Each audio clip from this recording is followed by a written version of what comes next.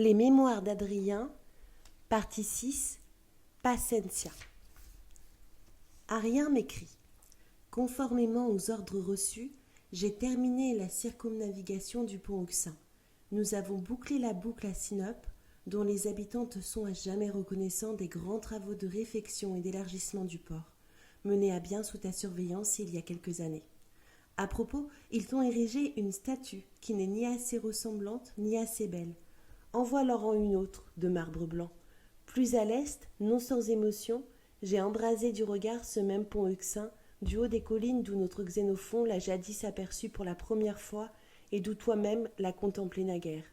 J'ai inspecté les garnisons côtières, leurs commandants méritent les plus grands éloges pour l'excellence de la discipline, l'emploi des plus nouvelles méthodes d'entraînement et la bonne qualité des travaux du génie.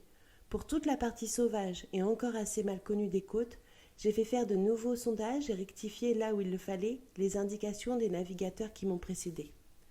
Nous avons logé la Colchide, sachant combien tu t'intéresses aux récits des anciens poètes, j'ai questionné les habitants au sujet des enchantements de Médée et des exploits de Jason, mais ils paraissaient ignorer ces histoires.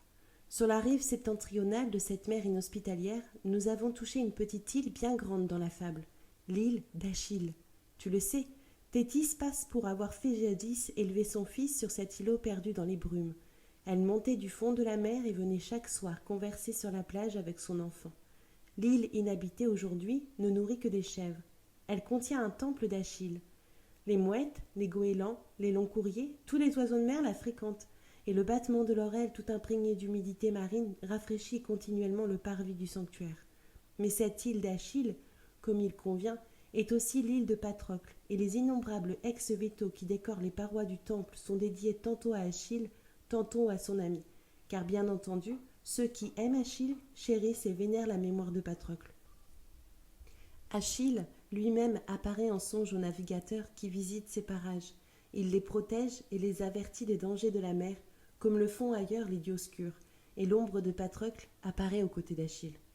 Je te rapporte ces choses parce que je les crois valoir d'être connues et parce que ceux qui me les ont racontées les ont expérimentées eux-mêmes ou les ont apprises de témoins dignes de foi. Achille me semble parfois le plus grand des hommes, par le courage, la force d'âme, les connaissances de l'esprit unies à l'agilité du corps et son ardent amour pour son jeune compagnon. Et rien en lui ne me paraît plus grand que le désespoir qui lui fit mépriser la vie et désirer la mort quand il eut perdu le bien-aimé. Je laisse retomber sur mes genoux le volumineux rapport du gouverneur de la petite Arménie, du chef de l'escadre. Arien, comme toujours, a bien travaillé, mais cette fois il fait plus. Il m'offre un don nécessaire pour mourir en paix. Il me renvoie une image de ma vie telle que j'aurais voulu qu'elle fût. Arien sait que ce qui compte est ce qui ne figurera pas dans les biographies officielles, ce qu'on n'inscrit pas sur les tombes. Il sait aussi que le passage du temps ne fait qu'ajouter au malheur un vertige de plus. Vu par lui, l'aventure de mon existence prend un sens, s'organise comme dans un poème. L'unique tendresse se dégage du remords, de la patience, des manitrices comme d'autant de fumée, d'autant de poussière.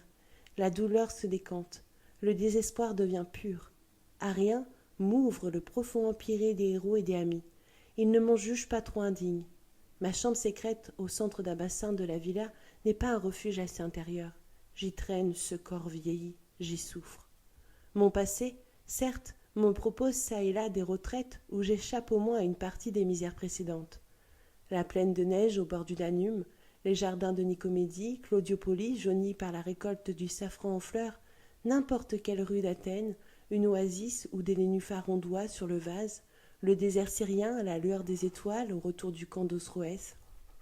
Mais ces lieux si chers sont trop souvent associés aux prémices d'une erreur, d'un mécompte, de quelques échecs connus de moi seul. Dans mes mauvais moments, tous mes chemins d'amoureux semblaient mener en Égypte, dans une chambre de bailli, ou en Palestine. Il y a plus. La fatigue de mon corps se communique à ma mémoire. L'image des escaliers de l'acropole est presque insupportable à un homme qui suffoque en montant les marches du jardin. Le soleil de juillet, sur la terre pleine de Lambèse, m'accable, comme si j'y exposais aujourd'hui ma tête nue. Arien m'offre mieux. À Tibur, du sein d'un mois de mai brûlant, j'écoute sur les plages de l'île d'Achille la longue plainte des vagues. J'aspire son air pur et froid. J'erre sans effort sur le parvis du temple baigné d'humidité marine. J'aperçois Patrocle. ce lieu que je ne verrai jamais, devient ma secrète résidence, mon suprême asile. J'y serai sans doute au moment de ma mort. J'ai donné jadis au philosophe Euphrate la permission du suicide. Rien ne semblait plus simple. Un homme a le droit de décider à partir de quel moment sa vie cesse d'être utile. Je ne savais pas alors que la mort peut devenir l'objet d'une ardeur aveugle, d'une faim comme l'amour. Je n'avais pas prévu ces nuits où j'enroulerais mon baudrier autour de ma dague pour m'obliger à réfléchir à 2 fois avant de m'en servir. À rien, seul, à pénétrer le secret de ce combat sans gloire contre le vide, l'aridité, la fatigue, l'écœurement d'exister qui aboutit à l'envie de mourir. On ne guérit jamais. La vieille fièvre m'a terrassé à plusieurs reprises. J'en tremblais d'avance comme un malade averti d'un prochain accès. Tout m'était bon pour reculer. L'heure de la lutte nocturne, le travail, les conversations follement prolongées jusqu'à l'aube, les baisers, les livres. Il est convenu qu'un empereur ne se suicide que s'il y est acculé par des raisons d'État. Marc-Antoine lui-même avait l'excuse d'une bataille perdue, et mon sévérarien admirait moins ce désespoir rapporté d'Égypte si je n'en avais pas triomphé. Mon propre code interdisait aux soldats cette sortie volontaire que j'accordais aux sages. Je ne me sentais pas plus libre de déserter que le premier légionnaire venu. Mais je sais ce que c'est d'effleurer voluptueusement de la main l'étoupe d'une corde ou le fil d'un couteau. J'avais fini par faire de ma mortelle envie un rempart contre elle-même. La perpétuelle possibilité du suicide m'aidait à supporter moins patiemment l'existence, tout comme la présence à portée de la main d'une potion sédative calme un homme atteint d'insomnie. Par une intime contradiction, cette obsession de la mort n'a cessé de s'imposer à mon esprit que lorsque les premiers symptômes de la maladie sont venus m'en distraire. J'ai recommencé à m'intéresser à cette vie qui me quittait. Dans les jardins de Sidon, j'ai passionnément souhaité jouir de mon corps quelques années de plus. On voulait mourir, on ne voulait pas étouffer. La maladie dégoûte de la mort. On veut guérir, ce qui est une maladie de vouloir vivre. Mais la faiblesse, la souffrance, 1000 misères corporelles découragent bientôt le malade d'essayer de remonter la pente. On ne veut pas de ces répits qui sont autant de pièges, de ces forces chancelantes, de ces ardeurs brisées, de cette perpétuelle attente de la prochaine crise. Je m'épiais.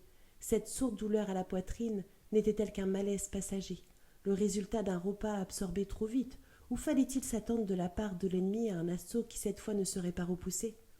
Je n'entrai pas au Sénat sans me dire que la porte s'était peut-être refermée derrière moi aussi définitivement que si j'avais été attendu, comme César, par 50 conjurés armés de couteaux. Durant les soupers de Tibure, je redoutais de faire à mes invités l'impolitesse d'un soudain départ. J'avais peur de mourir au bain ou dans de jeunes bras. Des fonctions qui jadis étaient faciles ou même agréables deviennent humiliantes depuis qu'elles sont devenues malaisées. On se lasse du vase d'argent offert chaque matin à l'examen du médecin. Le mal principal traîne avec soi tout un cortège d'afflictions secondaires. Mon ouïe a perdu son acuité d'autrefois. Hier encore, j'ai été forcé de prier Flégon de répéter toute une phrase. J'en ai eu plus de honte que d'un crime. Les mois qui suivent, l'adoption d'Antonin fut affreux. Le séjour des baillis, le retour à Rome et les négociations qui l'accompagnèrent avaient excédé ce qui me restait de force. L'obsession de la mort me reprit, mais cette fois, les causes en étaient visibles, avouables. Mon pire ennemi n'en aurait pu sourire. Rien ne me retenait plus. On eût compris que l'empereur, retiré dans sa maison de campagne après avoir mis en ordre les affaires du monde, prit les mesures nécessaires pour faciliter sa fin. Mais la solitude de mes amis équivaut à une constante surveillance. Tout malade est un prisonnier. Je ne me sens plus la vigueur qu'il faudrait pour enfoncer la dague à la place exacte. Marqué jadis de l'encre rouge, sous le sein gauche, je n'aurais fait qu'ajouter au mal présent un répugnant mélange de bandages, d'éponges sanglantes, de chirurgiens discutant au pied du lit. Il me fallait mettre à préparer mon suicide, les mêmes précautions qu'un assassin à monter son coup. Je pensais d'abord à mon maître des chasses, Mastor, la belle brute sarmate qui me suit depuis des années avec un dévouement de chien-loup et qu'on charge parfois de veiller la nuit à ma porte. Je profitai d'un moment de solitude pour l'appeler et lui expliquer ce que j'attendais de lui. Tout d'abord, il ne comprit pas. Puis la lumière se fit. L'épouvante crispa ce mufle blond. Il me croit immortel. Il voit soir et matin les médecins entrer dans ma chambre. Il m'entend gémir pendant les ponctions sans que sa foi en soit ébranlée. C'était pour lui comme si le maître des dieux s'avisait de le tenter, descendait de l'Olympe pour réclamer de lui le coup de grâce. Il m'arracha des mains son glaive dont je m'étais saisi et s'enfuit en hurlant. On le retrouva au fond du parc, divagant sous les étoiles dans son jargon barbare. On calma comme on put cette bête affolée, personne ne me reparla de l'incident. Mais le lendemain, je m'aperçus que Seller avait remplacé sur la table de travail à portée de mon lit un style de métal par un calame de roseau. Je ne cherchais un meilleur allié. J'avais la plus entière confiance en Iolas, jeune médecin d'Alexandrie qu'Hermogène s'était choisi l'été dernier comme substitut durant son absence. Nous causions ensemble. Je me plaisais à échafauder avec lui des hypothèses sur la nature et l'origine des choses. J'aimais cet esprit, hardi et rêveur, et le feu sombre de ses yeux cernés.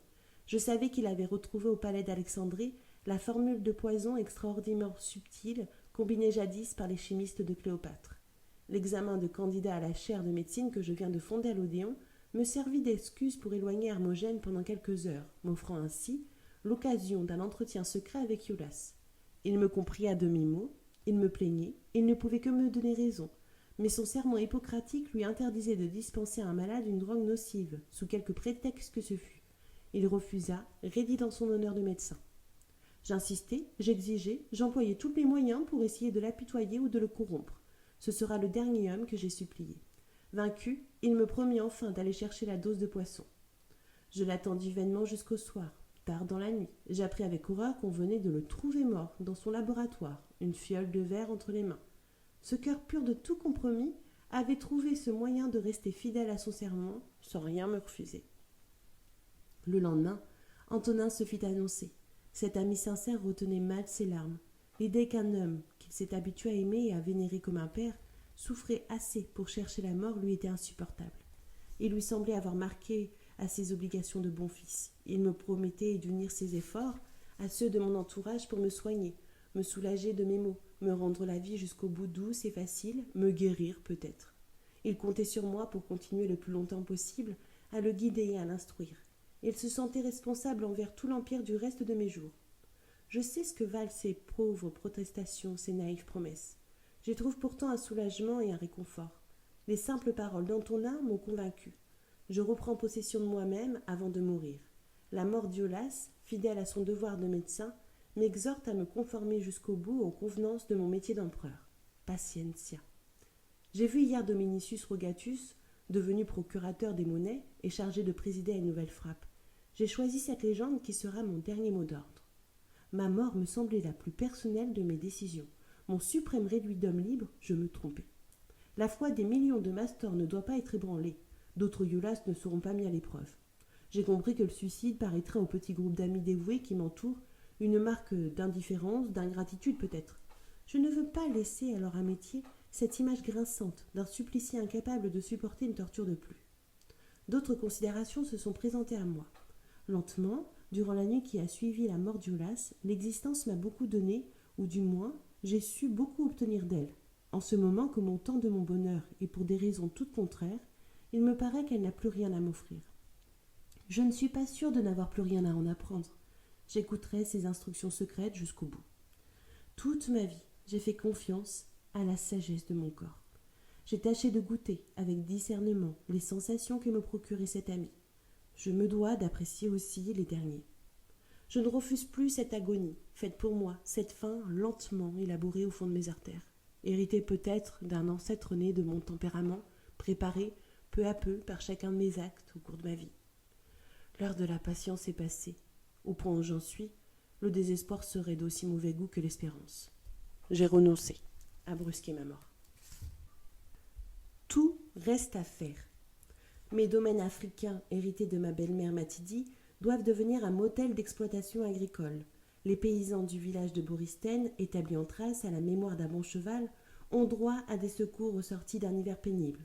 Il faut par contre refuser des subsides aux riches cultivateurs de la vallée du Nil, toujours prêts à profiter de la sollicitude de l'empereur. Julius Licinius, préfet des études, m'envoie son rapport sur l'ouverture des écoles publiques de grammaire. Je viens d'achever la refonte du code commercial de Palmyre. Tout y est prévu, le taux des prostituées et l'octroi des caravanes.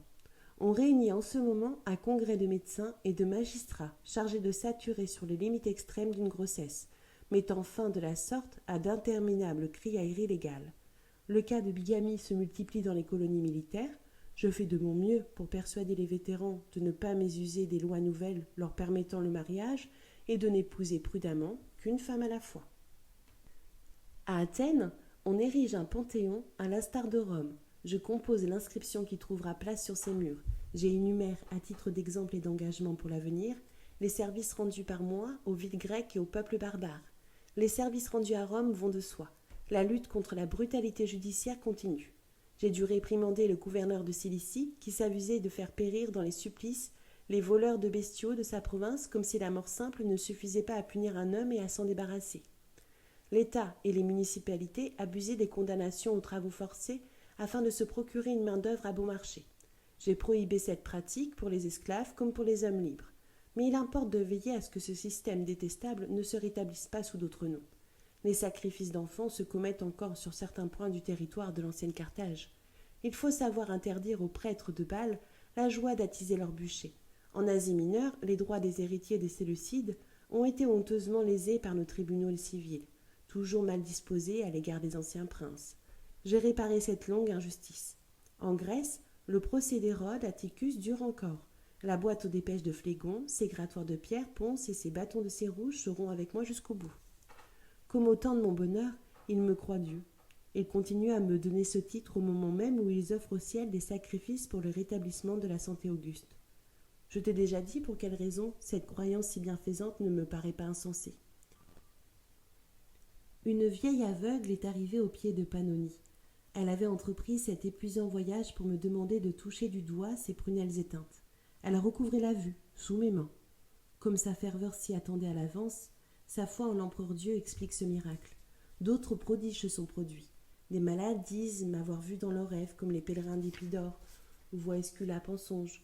Ils prétendent s'être réveillés guéris, ou du moins soulagés. Je ne souris pas du contraste entre mes pouvoirs de thaumaturge et mon mal. J'accepte ces nouveaux privilèges avec gravité.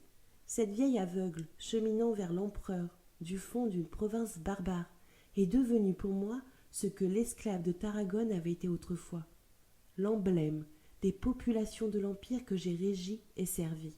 Leur immense confiance me repaît de 20 ans de travaux auxquels je ne me suis pas déplu.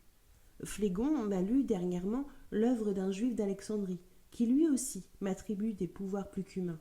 J'ai accueilli sans sarcasme cette description du prince aux cheveux gris qu'on vit aller et venir sur toutes les routes de la terre, s'enfonçant parmi les trésors des mines, réveillant les forces génératrices du sol, établissant partout la prospérité et la paix de l'initié qui a relevé les lieux saints de toutes les races, du connaisseur en arts magiques, du voyant qui plaça un enfant au ciel. J'aurais été mieux compris par ce juste enthousiaste que par bien des sénateurs et des proconsuls. Cet adversaire ralliait complètement à rien. Je m'émerveille d'être à la longue devenu pour certains yeux ce que je souhaitais d'être, et que cette réussite soit faite de si peu de choses. La vieillesse et la mort toutes proches ajoutent désormais leur majesté à ce prestige. Les hommes s'écartent religieusement sur mon passage. Ils me comparent plus comme autrefois au Zeus rayonnant et calme, mais au Mars Gradivus, dieu des longues campagnes et de l'austère discipline, au grave Nouma, inspiré des dieux. Dans ces derniers temps, ce visage pâle et défait, ces yeux fixes, ce grand corps raidi par un effort de volonté, leur rappelle Pluton, dieu des ombres. Seuls quelques intimes, quelques amis éprouvés et chers échappent à cette terrible contagion du respect. Le jeune avocat Fronton, ce magistrat d'avenir qui sera sans doute un des bons serviteurs de ton règne, est venu discuter avec moi, une adresse à faire au Sénat. Sa voix tremblait. J'ai lu dans ses yeux cette même révérence mêlée de crainte. Les joies tranquilles de l'amitié humaine ne sont plus pour moi. Il m'adore, il me vénère, trop pour m'aimer. Une chance analogue à celle de certains jardiniers m'a été départie. Tout ce que j'ai essayé d'implanter dans l'imagination humaine y a pris racine. Le culte d'Antinous semblait la plus folle de mes entreprises, le débordement d'une douleur qui ne concernait que moi seul. Mais notre époque est avide de Dieu. Elle préfère les plus ardents, les plus tristes, ceux qui mêlent au vin de la vie un miel amer d'outre-tombe. À Delphes, l'enfant est devenu l'Hermès gardien du seuil, maître des passages obscurs qui mènent chez les ombres, et le Zis, sous son âge et sa qualité d'étranger, lui avait interdit autrefois d'être initié à mes côtés, en fait le jeune Bacchus des mystères, prince des régions limitrophes, entre les sens et l'âme. L'Arcadie ancestral l'associe à Pan et à Diane, divinité des bois. Les paysans de Dipure l'assimilent au doux Aristée, roi des abeilles. En Asie, les dévots retrouvent en lui leur tendre dieu brisé par l'automne ou dévoré par l'été. À l'orée des pays barbares, le compagnon de mes chasses et de mes voyages, a pris l'aspect du cavalier Thrace, du mystérieux passant qui chevauche dans les halliers au clair de lune, en portant les âmes dans un pli de son manteau. Tout cela pouvait n'être encore qu'une excroissance du lieu officiel, une flatterie des peuples, une bassesse de prêtres avides, de subsides, mais la jeune figure m'échappe. Elle cède aux aspirations des cœurs simples. Par un de ces rétablissements inhérents à la nature des choses, l'éphébe sombre et délicieux est devenu pour la piété populaire l'appui des faibles et des pauvres, le consolateur des enfants morts. L'image des monnaies de Bithynie, le profil du garçon de 15 ans, aux boucles flottantes, au sourire émerveillé et crédule, qu'il a si peu gardé, pend au cou des nouveau-nés en guise d'amulette. On la cloue dans des cimetières de village sur de petites tombes. Naguère, quand je pensais à ma propre fin, comme un pilote insoucieux pour soi-même, mais qui tremble pour les passagers et la cargaison du navire, je me disais amèrement que ce souvenir sombrerait avec moi. Ce jeune être soigneusement embaumé au fond de ma mémoire me semblait ainsi devoir périr une seconde fois. Cette crainte, pourtant si juste, s'est calmée en partie. J'ai compensé comme je l'ai pu cette mort précoce. Une image, un reflet, un faible écho surnagera au moins pendant quelques siècles. On ne fait guère mieux en matière d'immortalité. J'ai revu Fidus Aquila, gouverneur d'Antinoé, en route pour son nouveau poste de Samirzegetus. Il m'a décrit les rites annuels célébrés au bord du Nil en l'honneur du dieu mort, les pèlerins venus par milliers des régions du nord et du sud, les offrandes de bière et de grains, les prières tous les 3 ans des jeux anniversaires ont lieu à Antinoé, comme aussi à Alexandrie, à Mantinée et dans ma chère Athènes. Ces fêtes triennales se renouvelleront cet automne, mais je n'espère pas durer jusqu'à ce 9e retour du mois d'Atyr. Il importe d'autant plus que chaque détail de ces solennités soit réglé d'avance.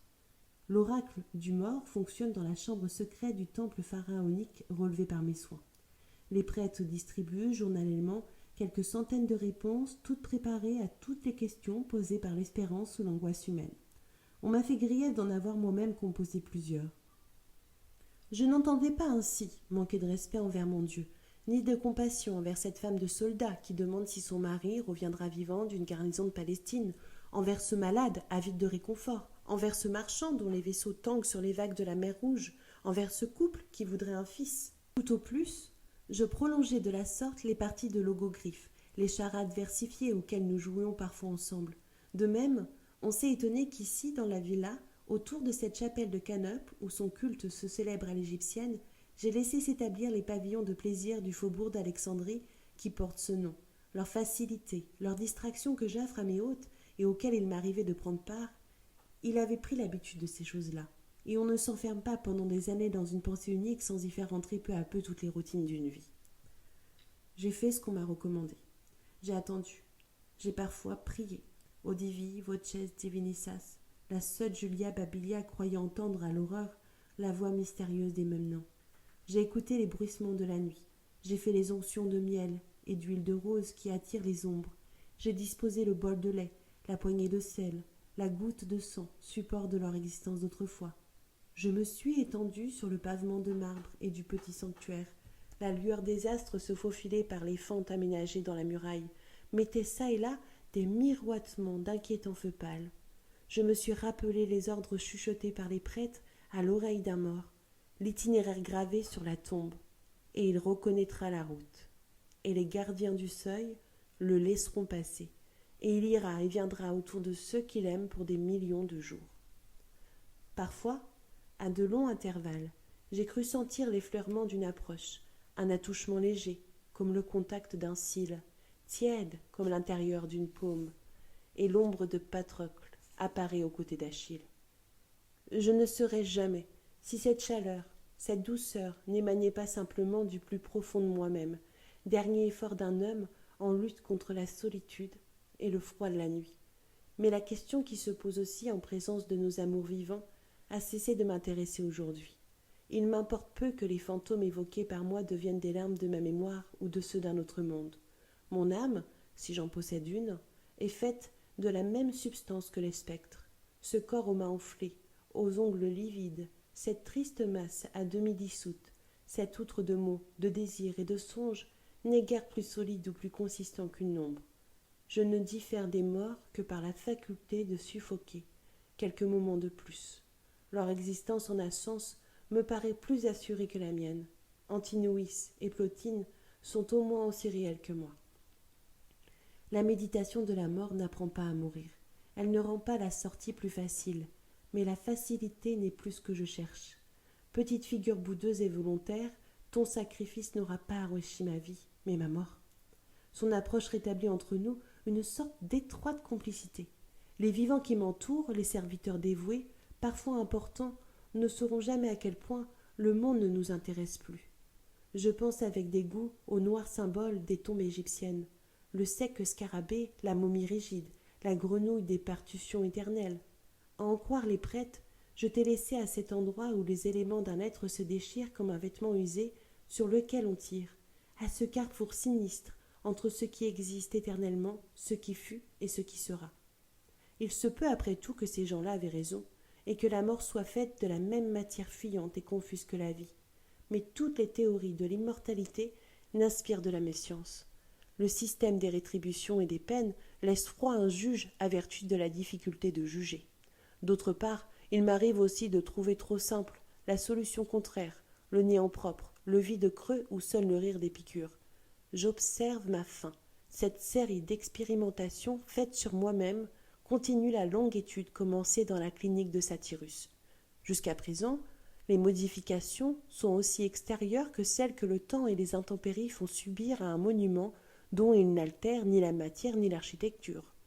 Je crois parfois apercevoir et toucher, à travers les crevasses, le soubassement indestructible, le tuf éternel. Je suis ce que j'étais. Je meurs sans changer.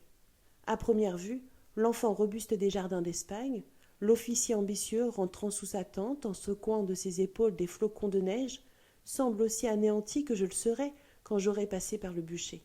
Mais ils sont là, j'en suis inséparable. L'homme qui hurlait sur la poitrine d'un mort continue à gémir dans un coin de moi-même, en dépit du calme, plus ou moins qu'humain auquel je participe déjà. Le voyageur enfermé dans la maladie, à jamais sédentaire, s'intéresse à la mort parce qu'elle représente un départ. Cette force qui fut moi semble encore capable d'instrumenter plusieurs autres vies, de soulever des mondes. Si quelques siècles venaient par miracle s'ajouter aux peu de jours qui me restent, je referais les mêmes erreurs et les mêmes choses. Je fréquenterais les mêmes Olympes et les mêmes enfers. Une pareille constatation est un excellent argument en faveur de l'utilité de la mort, mais elle m'inspire en même temps des doutes quant à sa totale efficacité. Durant certaines périodes de ma vie, j'ai noté mes rêves. J'en discutais la signification avec les prêtres, les philosophes, les astrologues. Cette faculté de rêver, amortie depuis des années, m'a été rendue, au cours de ces mois d'agonie. Les incidents de l'état de veille semblent moins réels, parfois moins importants que ces songes. Si ce monde larvaire et spectral, où le plat et l'absurde foisonnent plus abondamment encore que sur terre, nous offre une idée des conditions de l'âme séparée du corps, je passerai sans doute mon éternité à regretter le contrôle exquis des sens et les perspectives réajustées de la raison humaine. Et pourtant, je m'enfonce, avec quelque douceur dans ces régions vaines des songes. J'y possède pour un instant certains secrets qui bientôt m'échappent. J'y bois à des sources. L'autre jour, j'étais dans l'oasis d'Amon, le soir de la chasse aux grands fauves. J'étais joyeux, tout s'est passé comme au temps de ma force. Le lion blessé s'est abattu, puis dressé. Je me suis précipité pour l'achever. Mais cette fois, mon cheval cabri m'a jeté à terre. L'horrible masse sanglante a roulé sur moi. Des griffes me déchiraient la poitrine. Je suis revenu à moi dans ma chambre de Tibur, appelant à l'aide.